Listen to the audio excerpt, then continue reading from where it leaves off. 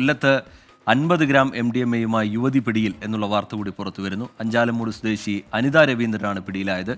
കാറിൽ കടത്തുകയായിരുന്ന ഈ ലഹരി മരുന്നാണ് ഡാൻസാഫും പോലീസും ചേർന്ന് പിടികൂടിയിരിക്കുന്നത്.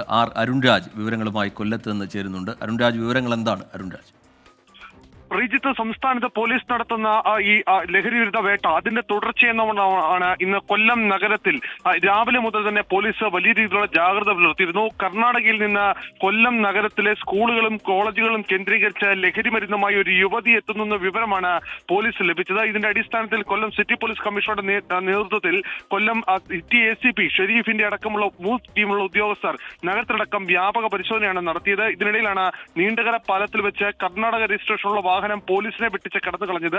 ശക്തികുളങ്ങരയിൽ വെച്ച് ഈ വാഹനം പോലീസ് തടഞ്ഞു നിർത്തി പരിശോധിച്ചപ്പോഴാണ് 50 ഗ്രാം MDMA കണ്ടെത്തിയത്. അഞ്ചാലമൂട് സ്വദേശിയായ അനിത രവീന്ദ്രന്റെ കയ്യിൽ നിന്നാണ് ഈ 50 ഗ്രാം MDMA കണ്ടെത്തിയതെന്ന് പോലീസ് ഇപ്പോൾ പറയുന്നു. ഈ അനിത രവീന്ദ്രൻ നേരത്തെയും ലഹരി കേസുകളിൽ പിടിയിലായിട്ടുണ്ട്. 34 വയസ്സ് മാത്രമാണ് പ്രായമുള്ളത്.